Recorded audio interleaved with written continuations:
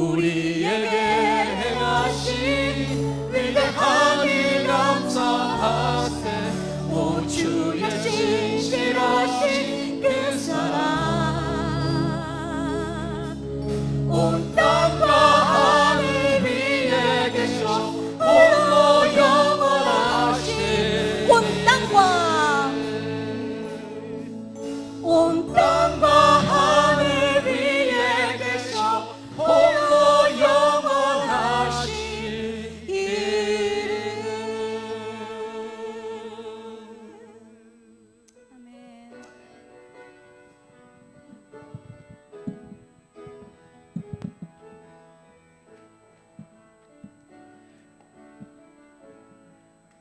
내가 만민 중에 오 주께 감사하며 주님을 찬양하리. 열방 중에서 주의 인자는 거서 하늘에 미치고 주의 진리는 넓은 궁창에 이르나니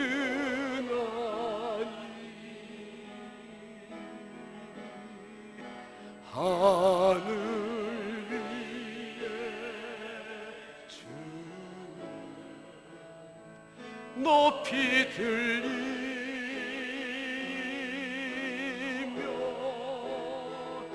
주의 영광은 온 세계 위에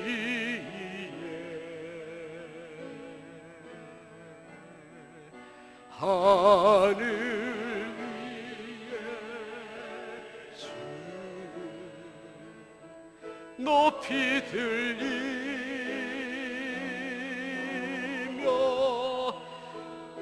주의 영광을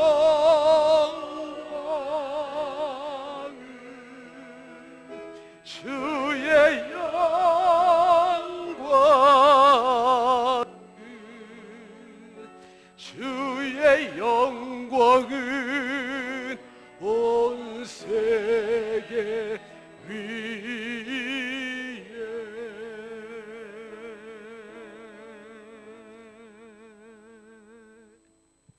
앉으시겠습니다.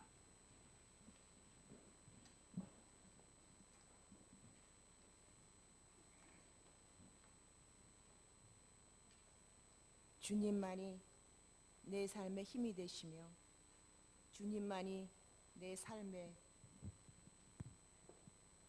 모든 것입니다. 오늘도 살아계셔서 저희의 모든 것을 주관하신 하나님 아버지께 찬양과 경배를 드립니다. 말씀을 사모하는 저희들을 이 전으로 불러 모아주시고 예배드리게 하시며 은혜 받게 하시고 성도 간의 아름다운 교제를 허락해 주신 주님께 감사드립니다. 비록 지난 주간도 세상과 적당히 타협하면서 게으름 속에 살았지만 우리의 중심이 하나님 중심의 삶이 되고자 노력하는 그 기특함을 보시고 용서 바랍니다. 오늘도 주님의 십자가를 보면서 가슴 애타게 절절하게 원하는 기도의 제목을 가지고 바라봅니다.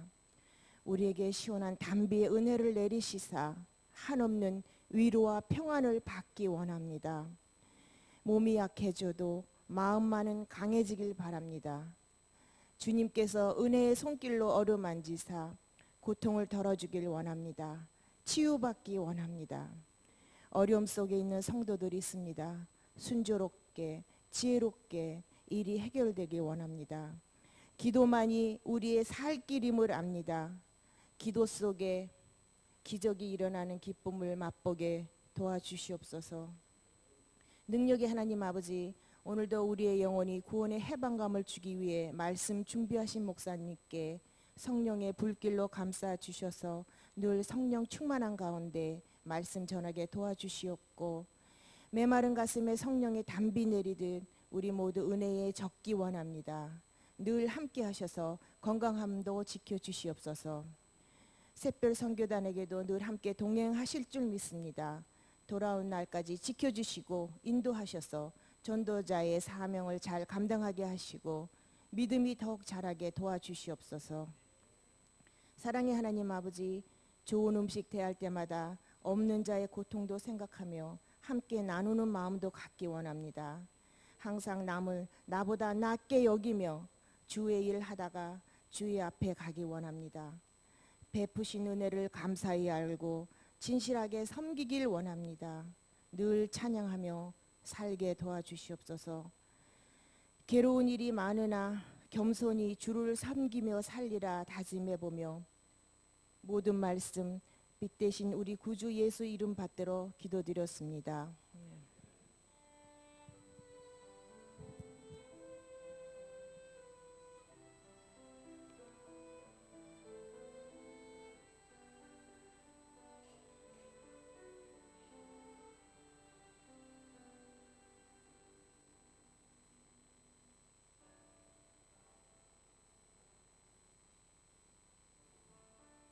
배단위교회 소식입니다. 8월의 표어는 주님의 지체입니다. 피로 값주시고 사심 없는 교회를 연결하고 협력하는 지체로서의 본분과 사명을 잘 감당하는 달이 되기 위해서 기도하고 힘쓰십시다. 여름 특별성회를 은혜주님 마쳤습니다. 받은 바 은혜를 잘 간직하고 활용하여 교회 생활, 신앙생활에 열매 맺기를 바랍니다. 오늘 구역 예배는 다음과 같습니다. 샛별 선교단이 한국과 캄보디아 선교 여행 중에 있습니다. 무더운 날씨, 열악한 조건 하에서도 하나님 영광을 위해서 귀하게 쓰임 받을 수 있도록 단원 모두 건강하도록 기도해 주세요. 이번 주 금요 기도회는 마리아 루디아 회원들이 함께 모여 사명을 감당하기 위해서 기도합니다. 또한 학생부 여름 수련회를 위해서 기도하겠습니다. 오는 23일부터 3일간 학생부 여름 수련회를 갖습니다. 사랑하는 자녀들의 중요한 시기에 주님을 개인적으로 만나는 기간이 되도록 기도해 주시기 바랍니다. 오늘 헌화 담당은 온유 자매이며 헌화의 제목은 주님을 바라보는 삶입니다. 새로 오신 성도님들을 환영합니다.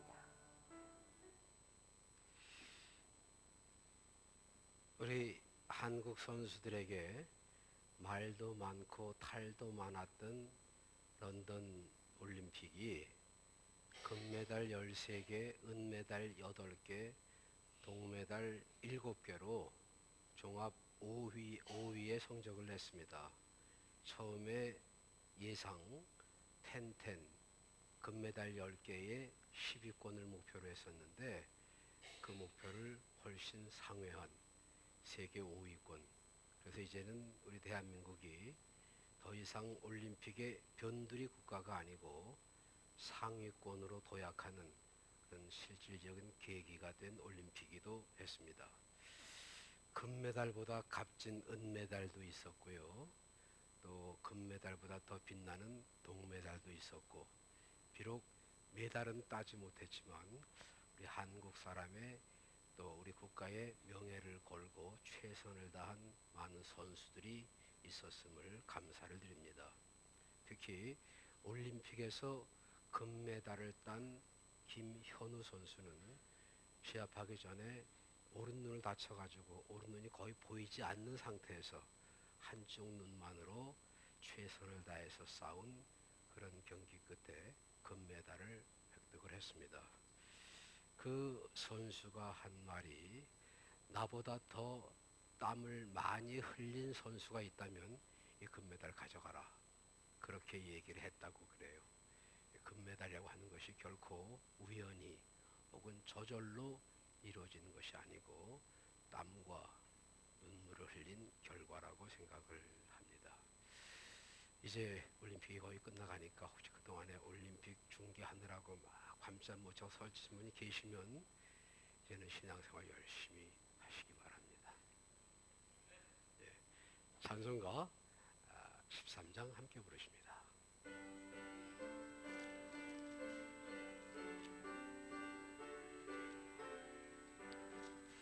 기뻐하며 경배하세 영광의 주 하나님. 주 앞에서 우리 마음 피어나는 꽃 같아 물과 사라지고 의심 구름 거치니 변함없는 기쁨의 주 밝은 빛을 주시네. 땅과 하늘 물들이 주의 솜씨 빛내고 별과 천사 노래소리 끊임없이 드높아 물과 숲과 산과 골짝 들판이나 바다나 모든 만물 주의 사랑 기뻐 찬양하여라. 우리 주는 사랑이요 빛과 진리이시니 삶이 기쁜 샘이 되어 바다처럼 넘치네. 아버지의 사랑 안에 우리 모두 형제니 서로 사랑하게 도와주시옵소서. 새벽별의 노래 따라 힘찬 찬송 부르니 주의 사랑 줄이 되어 한맘 되게 하시네. 노래하며 행진하여 싸움에서 이기고 승전가를 높이 불러 주께 영광 돌리세. 아멘.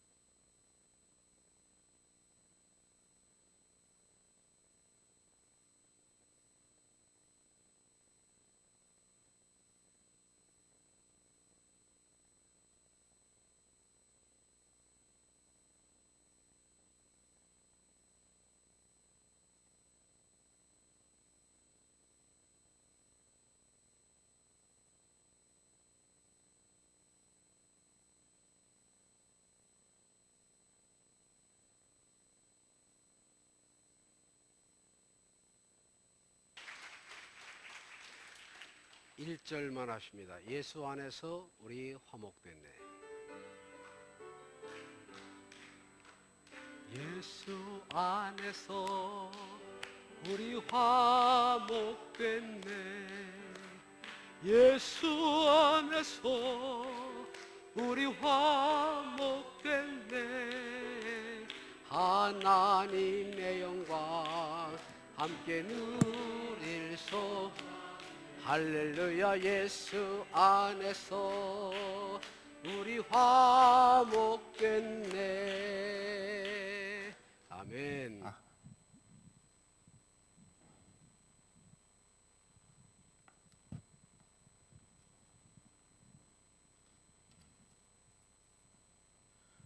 오늘의 말씀은 빌립보서 4장 4절 말씀입니다.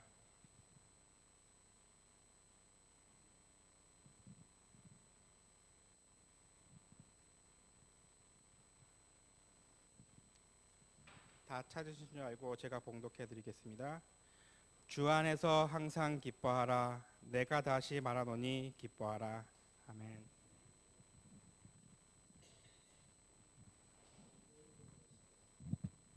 제 안경을 쓰지 않은 채로 단에 서고 있습니다. 안경이 없어지니까 안경을 찾을 수가 없더라고요. 그래서 못 찾고 있습니다. 그런데 행여라도 목사님이 안경이 없으니까 잘 못 보겠지 싶어서 저 뒤에 계신 분들이 뭐 존다거나 딴짓을 한다거나 할 생각은 아예 마세요. 잘 아시다시피 먼데 있는 것은 더 잘 보입니다. 그냥 이 글만 잘 안 보일 뿐이죠. 제 허물을 얘기하다 보니까 한 가지 더 해야 되겠습니다. 제가 머리숱이 좀 부족합니다. 나이를 한 살씩 더 먹으면서 소갈머리가 자꾸 없어져요. 나이가 들면서 이러면 안 되는데 소갈머리가 없어지는 거 이거 어떻게 안 되더라고요. 이거 공짜 좋아해서 이렇게 된 거 아닙니다. 그래도 아직 주변 머리가 많이 남아 있어서 얼마나 감사한지요. 제가 교만해서가 아니라 사람들 인사할 때에 허리를 잘 숙이지 않습니다. 제 소갈머리 없는 거 보이기 싫어서. 제가 인사할 때 그냥 서서 인사를 하면 목사님이 허리도 숙일 줄 모른다 이렇게 오해는 하시지 마세요. 사실 제가 주변 머리는 좀 없어도 소갈머리는 많이 있는 편인데 외모는 이렇게 실제와 달리 소갈머리가 없고 주변 머리는 있는 이런 상태가 됐습니다. 사실 저의 삶은 소갈머리는 있고 주변 머리는 좀 없는 그런 성격입니다. 구원의 은혜는 하나님께서 믿는 자에게 주시는 공짜 선물이에요. 나는 목사님처럼 대머리 되는 거 싫어서 공짜는 안 바래. 그러시는 분은 할 수 없고 예수 믿으면 축복받아서 승리롭게 살게 된다라는 사실을 믿으시면 아멘. 정말 그렇게 되기를 원하시면 더 크게 아멘. 교회를 다니는 것은 매우 즐거운 일입니다. 예수를 믿는 것은 정말 행복한 일이에요. 기쁜 일입니다. 예수 믿으면 놀라운 일이 생깁니다. 예수 믿으면 정말 신기한 일이 일어나요.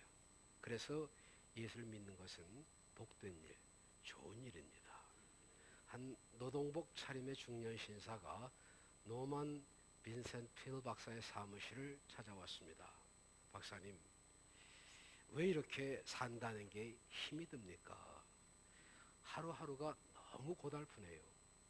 문제가 없이 살 수 있는 곳은 없을까요? 그렇게 물었습니다. 그러니까 필 박사가 네, 있습니다. 꼭 한 군데가 있는데 내가 그 한 군데를 일러 주어도 아마도 당신은 거기에 가려고 하지 않을 것입니다. 아니, 무슨 말씀이세요? 정말 그렇게 근심 걱정 없는 데가 있다면 어떤 어려움이 있더라도 아무리 멀더라도 제가 거기 꼭 가겠습니다. 그러니까 거기 공동묘지인데요. 우리가 한평생 살아가는 동안 생로병사, 죽고 낳고 늙고 병들고 하는 삶의 과정을 누구나 다 거치도록 되어 있습니다. 그 삶의 현장에는 기쁘고 화나고 슬프고 즐거운 감정의 삶의 적나라함이 드러나도록 되어 있어요. 언제나 기쁘고 즐거운 것만은 아니라는 말입니다. 항상 슬프고 괴로운 순간만 계속되는 것도 아니에요. 희로애락의 감정이라고 하는 것, 성공과 실패는 서로 반복되면서 교차되는 것입니다. 기쁜 일이 있었으면 슬픈 일이 뒤따라오고, 괴로워서 못 살겠다 싶으면 뒤이어서 즐거운 일이 생겨서 그 괴로움을 잊고 이기고 사는 것이 인생살이입니다. 기쁘고 즐겁기만 하다면야 왜 문제가 있겠습니까? 괴롭고 슬픈 일만 있다면 어떻게 살아가겠어요? 우리 사람 누구나 다 기쁘고 행복하게 살기를 원합니다. 그러나 우리의 삶은 기쁘고 밝게 즐겁고 복되게 살기보다는 슬프고 고통스럽게 이어져 가는 듯 싶습니다. 그래서 시편 기자도 우리의 연한이 70이요 강건하면 80이라도 수고와 슬픔뿐이고 신속히 가니 마치 날아가는 화살과 같다라고 말했습니다. 많은 사람들이 오래간만에 만나서 인사를 할 때에 요즘 어떻게 지내시느냐 그렇게 물으면 그럭저럭 삽니다. 그렇게 인사를 대답하지요. 그 정도면 괜찮은 것이고 사람에 따라서는 요즘 같아서는 죽지 못해 삽니다. 그렇게 인사하는 분도 있습니다. 그렇다면 우리의 인생은 정말 그렇게 괴롭고 힘들고 슬프게 살다가 비참하게 막을 내리도록 지어졌을까요? 성경은 그렇게 말하고 있지 않습니다. 오늘 본문에서 사도 바울은 주 안에서 항상 기뻐하라. 내가 다시 말하노니 기뻐하라 라고 말했습니다. 이 글을 쓴 사도 바울은 인생의 괴로움을 몰라서 쓴맛을 못 봐서 범민과 고뇌, 삶의 현장에서 어쩔 수 없이 부딪힐 수밖에 없었던 분노나 슬픔이나 비애를 몰라서 항상 기뻐하라 하는 어린애 같은 말을 했을까요? 물론 아닙니다. 바울이야말로 인생의 온갖 고초와 시련을 다 겪은 사람이고 이 글을 쓰고 있는 현재에도 감옥에 갇혀있는 죄수의 몸, 죄수의 상태였습니다. 기쁠 일이 있을 수 없는 입장이었어요. 그 바울이 갇혀 있었다고 하는 지하 감옥에 가보니까 조그마한 창이 하나 있었습니다. 그 창으로 지나가는 사람들이 누구냐? 사형장으로 끌려가는 사형수들입니다. 그리고 갈 때에는 예를 들어서 5명이었다면 그 중에 1명이 사형당했으면 올 때는 4명만 옵니다. 한 사람을 사형시켰으니까. 사형받으러 가는 사람들이 안 가겠다고 몸부림치면서 가면 간수들이 그를 끌고 갑니다. 그리고는 1명을 죽이고 돌아와요. 그것을 매일 보는 바울의 심정이 편하고 즐거웠겠습니까? 그럼에도 불구하고 바울은 항상 기뻐하라 그렇게 가르치고 있습니다.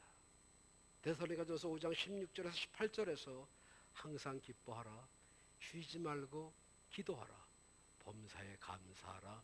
이는 그래서 예수 안에서 너희를 향하신 하나님의 뜻이니라 그렇게 말씀했습니다. 항상 기뻐하는 생활은 하나님께서 성도들을 향하여 원하시는 하나님의 뜻이라는 말이에요. 그런데 사람들은 왜 웃기보다는 울기를 더 많이 하고 기뻐하기보다는 괴로움의 순간을 더 오래 간직하려고 하고 즐거워하기보다는 슬픔의 사건들을 더 오래오래 기억하느냐? 그것은 인간을 창조하신 하나님의 목적을 올바로 알지 못하기 때문입니다. 어떤 슬프고 괴로운 일을 당하면 이게 내 운명이겠거니 하면서 팔자 타령이나 했지.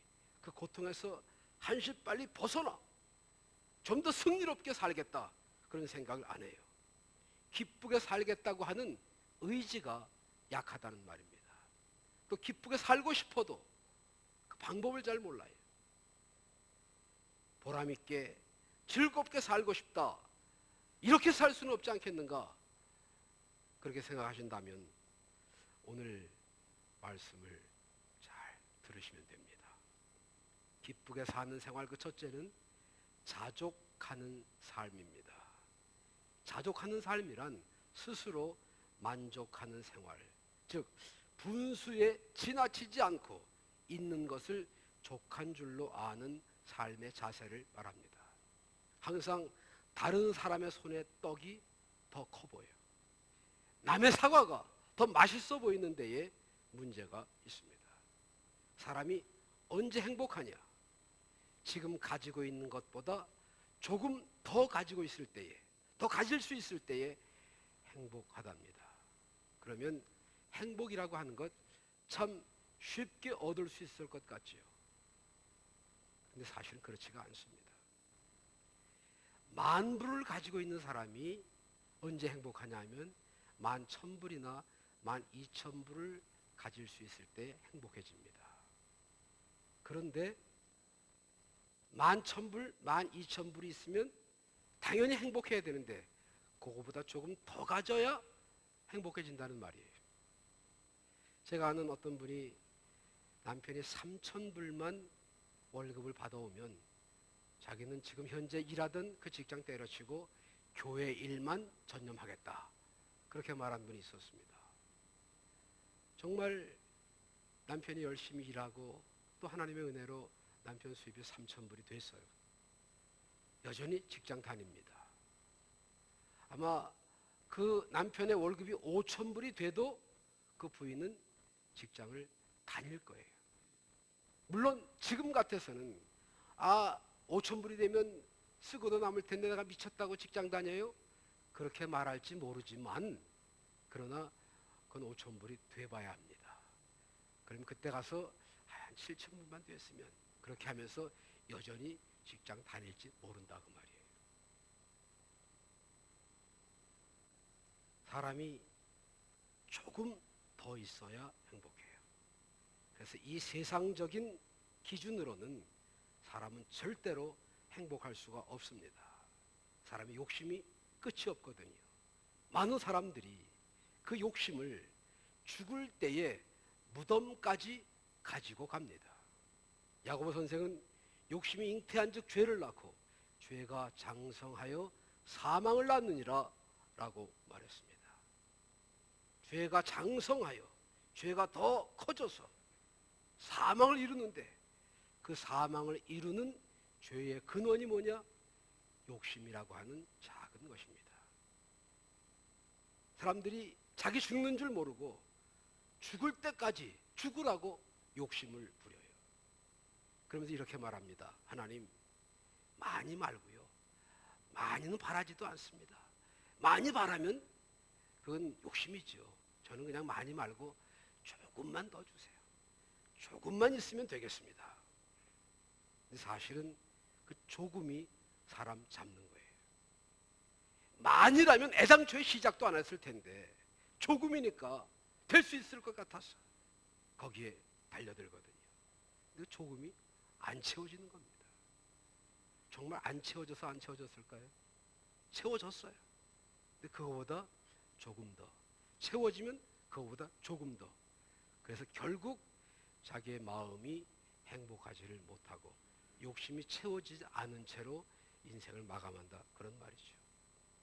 불만과 짜증 속에 기쁨이나 평안이 깃들 수 없습니다. 만족함의 평안이 있고 평안한 마음에 기쁨과 행복이 찾아드는 것이죠. 자족은 자만이 아닙니다.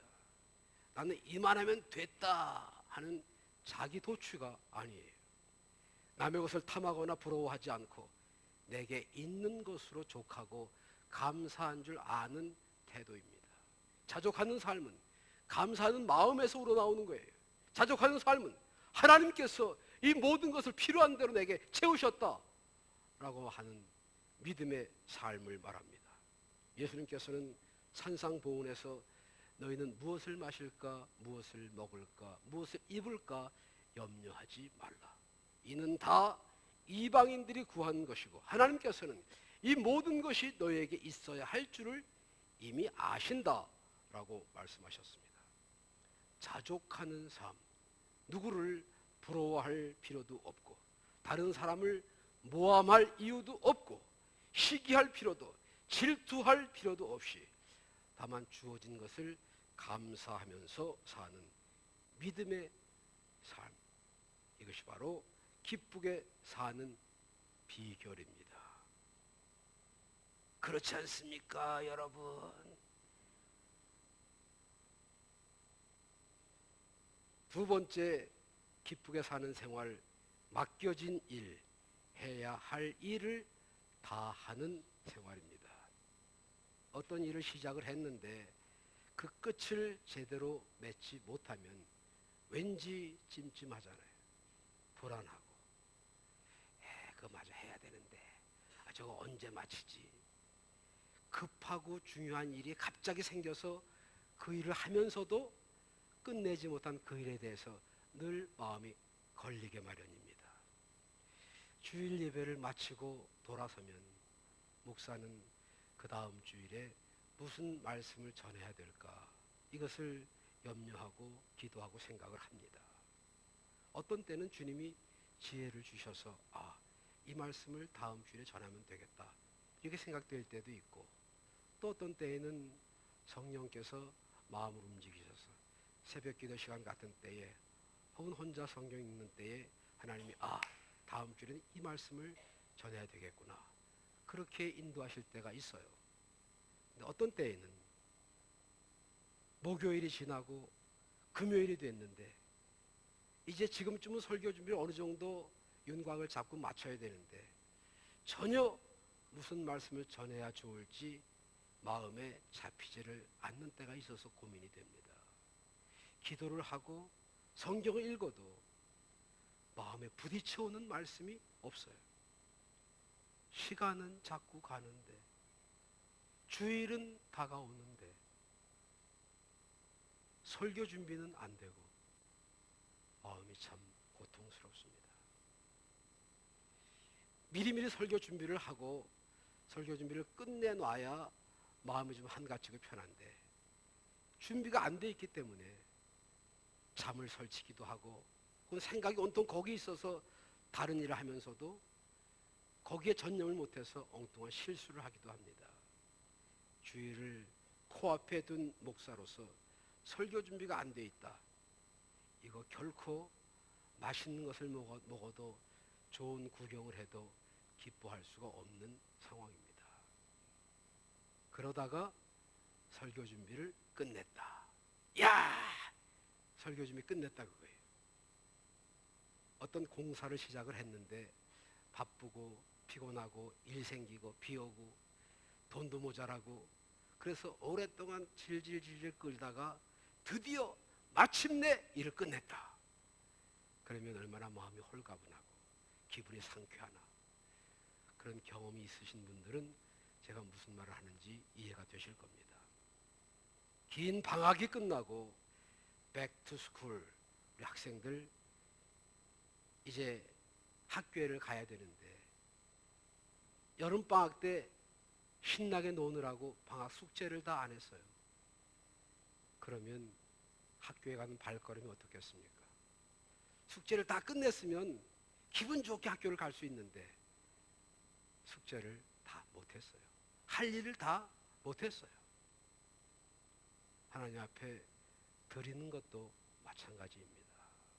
어떤 목사님이 다른 목사님에게 목사님 교회에는 몇 분이나 11조를 하십니까? 그렇게 물었어요. 그랬더니 그 목사님이 저희 교회는 성도 100%가 다 11조를 합니다. 그렇게 대답을 했습니다. 이번에 오신 부흥강사 목사님이 저한테 3번이나 목사님 교회에는 몇 프로나 11조를 하십니까? 그렇게 물으시더라고요. 제가 참 100% 11조 합니다.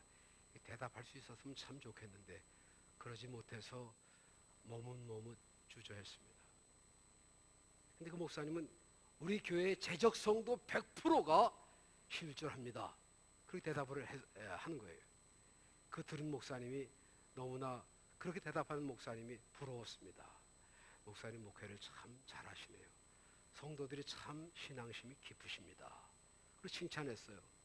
그랬더니 그 목사님이 이어서 하는 말씀이 그런데 우리 교회 성도들이 교회 재단에다가 드리는 11조는 30%고요.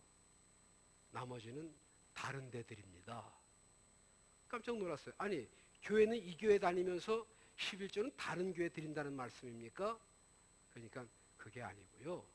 11조는 하나님의 것이라 하나님께 드리는데 11조를 안 드리고 삥땅하면 하나님이 어떤 방법으로든지 그 돈은 가져가시거든요.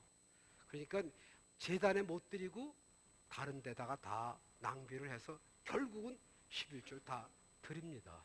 그래서 100% 11조 드립니다. 어떤 사람이 사업을 하다가 실패를 해서 100만 불을 날렸습니다. 그리고는 10만 불 빚을 내서 제일 먼저 한 것이 거기에서 11조를 띄워서 하나님께 드린 것입니다. 곁에서 보던 사람들이 아니 사업에 실패를 해서 빚을 얻어가지고 사업을 다시 시작하려고 하는 사람이 그 돈이 있어도 모자랄 텐데 거기서 11조를 띄워서 하나님께 드리다니 이거 너무한 거 아니냐? 그렇게 물었습니다. 그러자 그 사람이 물론 얼른 열심히 일해서 돈을 벌어서 빚을 갚아야죠. 그러나 빚을 갚는 게 문제입니까? 아니면 도둑질한 것을 돌려주는 것이 더 먼저입니까? 나는 그동안 하나님의 것을 많이 도둑질했습니다. 비록 빚을 얻은 돈이지만 돈이 있을 때에 그 도둑질한 것부터 먼저 갚아야 된다고 생각을 합니다. 그리고 사업을 다시 시작해서 하나님의 축복을 받아 전보다 몇 배 더 크게 사업을 성공시켰다고 하는 이야기가 있습니다. 그가 어떻게 그렇게 할 수 있었느냐? 사업이 망했을 때에 생각을 해봤습니다. 왜 망했을까? 치밀하게 계획을 세웠습니다. 철저하게 준비했어요. 충분한 자금도 있었습니다. 자신감과 경험도 있었어요. 무엇 하나 부족할 것이 없는데 이 실패할 이유가 없는데 사업이 실패했다고 말이에요. 가만히 돌이켜 생각해 보니까 하나님이 함께 하실 것을 구하지 않았습니다. 하나님이 함께 하실 수 있도록 사업의 계획을 하지 않았습니다. 그래서 이번에 다시 사업을 시작할 때에는 하나님이 기뻐하실 수 있도록, 하나님이 함께 하실 수 있도록, 하나님이 축복하실 수 있도록 먼저 하나님의 것을 하나님께 드리고 사업을 시작했다는 이야기입니다. 이런 말씀을 드리면 11조를 잘 하시는 분들은 하나도 걸릴 게 없어요. 할 일을 다 했으니까. 그런데 그렇지 못한 사람들은 마음에 부담이 됩니다. 혹은 상처가 되기도 하고요. 그런데 이거 아세요? 사람이 자존심에 상처를 입어야 발전합니다. 여러분들에게 상처를 드리기 위해서가 아니고 발전하게 하기 위해서 제가 이 말씀을 강력하게 주장하는 바입니다. 사실은 하나님께 드릴 것을 온전하게 올바로 드리고 복받자 그런 뜻에서 드리는 말씀입니다. 그렇게 하지 못하면 할 일을 제대로 다 하지 못하면 어쩔 수 없이 자기 변명하게 되고 자기 방어하게 되고 그렇게 하려고 하다 보니까 다른 사람 불평하고 원망하고 다른 사람 이것저것 끄집어내고 그렇게 한다고 말이에요. 2달란트, 5달란트 그리고 1달란트 받았던 종이 있습니다. 주인이 돌아왔어요. 2달란트, 5달란트 받았던 종은 주인님 여기에 4달란트 여기에 10달란트가 있습니다 하고 내어놓았어요. 그런데 1달란트 받았던 종은 그 한 달란트를 내어놓으면서 여기 있습니다. 그러지 못했어요. 주인님, 당신은 구두쇠잖아요. 내가 잘 알지요. 내가 이 한 달란트를 가지고 무슨 사업을 시작했다가 망하기라도 한다면 주인님이 나를 그냥 내버려 두시겠습니까? 그래서 이 한 달란트를 땅속 깊이 묻어두었다가 그대로 가져왔습니다. 받으세요. 그렇게 내어놓았습니다. 자기의 할 일을 다 하지 않은 사람들에게서 흔히 나타나는 현상이에요. 자기의 게으름, 부족함, 다 하지 못한 책임을 다른 사람에게 미루는 것, 핑계대는 것 말이에요. 그 사람이 뭐라고 그러기 전에 먼저 하나님이 주신 마음, 양심이라고 하는 것이 있어서 캥기고 찔리거든요. 이건 비단 사람만 그런 게 아니에요. 우리 집에 강아지가 한 마리 있습니다. 제가 나갔다 들어오면 막 꼬리치고 좋다고 막 그래요. 멍멍멍멍 짖기도 하고. 그런데 어느 날 이렇게 들어갈 때에 안 나타나요. 도희야, 도희야 불러도 대답도 안 해요. 그래서 이놈이 어디 갔지로 찾으면 저쪽 구석에서 이렇게 못 본 척하고 있다가 그러곤 또 왜 이러지? 그리고 이렇게 보면 뭔가 벌 받을 짓을 해놨거든요. 그러니까 양심에 찔려가지고 저를 바로 못 봐요. 조금 힘들어도 자기 할 일을 다 해보세요. 떳떳하잖아요. 누가 뭐라고 하더라도 자신이 있잖아요. 그러니까 기쁘다고요. 일을 할 때는 조금 힘이 들었어도 그 일을 해낸 자신이 대견스럽고 스스로가 자랑스럽고 그렇게 하게 해주신 하나님께 감사할 수 있고요. 목사는 목사로서 일을 해야 됩니다. 전도사에서 일을 해야 돼요. 장로 일을 해야 돼요. 집사, 권사, 성도들 하나님의 자녀로서의 해야 할 일을 해야 되는 것입니다. 그래야 떳떳하게 하나님 앞에서 하나님, 제가 할 일을 하지 않았습니까? 이제는 하나님이 축복해 주실 일만 남았습니다. 이렇게 자신 있게 말할 수 있는 거예요. 그렇지 못하면 자기가 캥기는 게 있으니까 하나님께 당당하게 구하지도 못해요. 결국 기쁨의 삶을, 축복의 삶을 살 수 없게 된다 그 말입니다. 사도 바울은 디모데후서 4장 6절 이하에서 관제와 같이 벌써 내가 부음이 되고 나의 떠날 기약이 가까웠도다. 내가 선한 싸움을 싸우고 달려갈 길을 마치고 믿음을 지켰으니 이제 후는 나를 위하여 의의 면류관이 예비되었을 것이다 라고 고백합니다. 이 구절은 할 일을 다 한 사람의 자신 있는 최후의 개선과 승리의 노래입니다.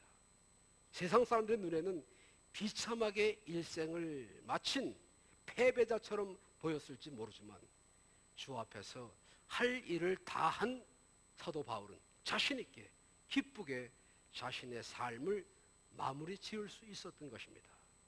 할 일을 다 한 사람, 자기에게 맡겨진 일을 다 한 사람은 기쁘게 살 수가 있는 것입니다. 기쁘게 사는 생활 그 세 번째는 진리 안에서의 삶입니다. 해마다 여름이 되면 교회 학생회에서 하기 수련회를 떠납니다. 우리 학생부에서 금년에도 8월 23일 다음 목요일 날 수련회를 갔습니다. 사랑하는 자녀들이 은혜 받고 변화되고 능력 있는 일꾼으로 이 사회에 이바지하고 국가의 이름을 드높이는 그런 인물들로 자라가고 살아갈 수 있도록 기도해 주시고 또 재정적인 후원도 아끼지 말아야 할 것입니다. 제가 중고등부 교사를 하던 어느 여름 수련회를 갔는데 여학생 3명이 조별 활동에도 참여를 하지 않고 예배 드릴 때 기도도 잘 하지 않고 빈들빈들 겉돌았습니다. 저럴 거면 뭐하러 수련회를 따라와서 그렇게 싶을 생각이 들 정도로 얼굴은 잔뜩 찌푸리고 있고 말도 잘 안 하고 자기들만 3명이 이렇게 따로 놀았어요. 어쨌든 3박 4일의 수련회 일정을 다 끝내고 돌아오는 길에 그 세 학생이 저한테 선생님 할 말이 있어요. 그리고는 부모들의 도장을 안 찍고 부모들의 허락을 받지 않은 채로 왔다는 것입니다. 수련회를 떠나기 전에 부모님들의 허락을 받고 와라. 아버지, 어머니의 도장을 찍어와라. 그렇게 얘기했거든요. 저는 도장을 찍은 학생들만 데리고 갔습니다. 이 세 학생이 가고는 싶고 부모님들 얘기하면 허락 안 해줄 것 같고 그러니까 아버지 도장을 살짝 찍어가지고 아버지 몰래 그렇게 따라온 거예요.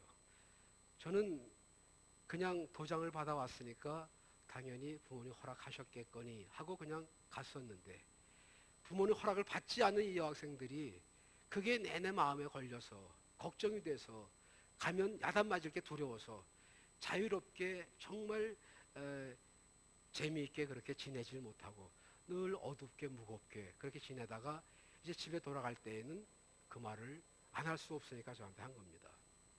제가 그 학생들을 데리고 부모님을 찾아뵙고 잘 말씀을 드렸어요. 그랬더니 그 부모님들이 뭐 벌써 다 다녀왔는데 뭐라 그럴 거예요.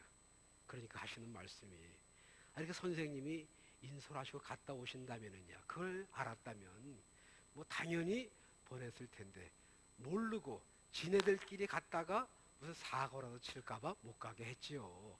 이렇게 잘 다녀와서 다행입니다. 그렇게 인사를 하셔서 잘 이해해 주셔서 해결이 되고 넘어갔습니다만 거기서 저 나름대로 깨달은 일이 있었습니다. 질서 안에서 얻을 수 있는 평안이 참 평안이고 진리 안에서 누리는 기쁨이 진정한 기쁨이라고 하는 것입니다. 주일날 교회에 와서 하나님께 예배드려야 할 성도들이 예배 안 드리고 다른 데 놀러 갔다. 놀러 가는 그 기분이 들떠서 가는 걸음은 기쁘고 즐거울지 모릅니다. 그러나 거기 가서 생각해 보면 내가 오늘 예배를 드려야 되는데 예배를 못 드렸네. 이것이 마음에 걸립니다. 올 때에는 마음이 더 무거워요. 내가 왜 그랬을까? 다음에는 꼭 예배 드려야지. 그런 마음 때문에 하나도 행복하지 않아요. 하나도 기쁘지 않습니다. 경험들이 있으시죠? 전혀 그런 경험 없으세요?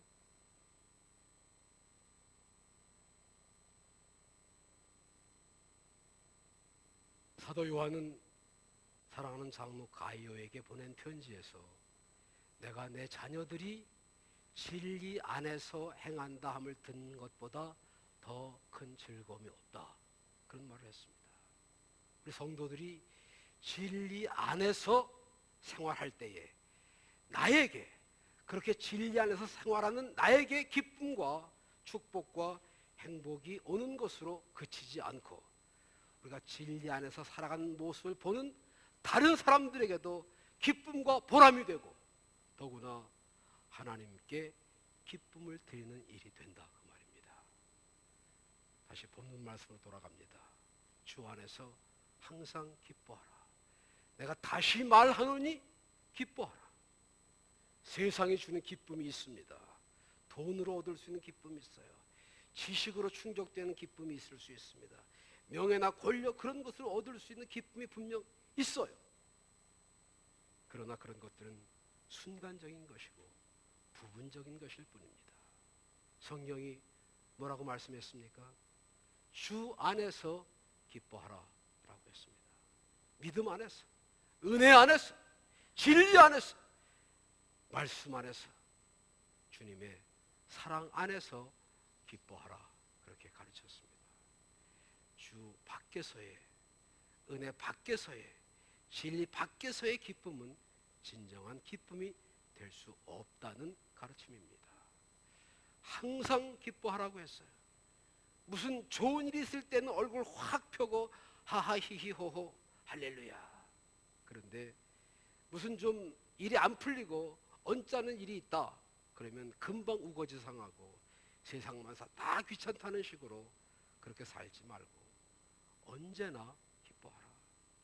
좋은 일이 있을 때에는 좋으니까 기뻐하고 어려움이 있을 때에는 그 어려움 가운데 함께 하시는 하나님의 은혜를 경험하면서 기뻐하고 어려움 뒤에 반드시 기쁘고 좋은 일이 있을 것을, 올 것을 기대하면서 기뻐할 수 있다, 그런 말이죠.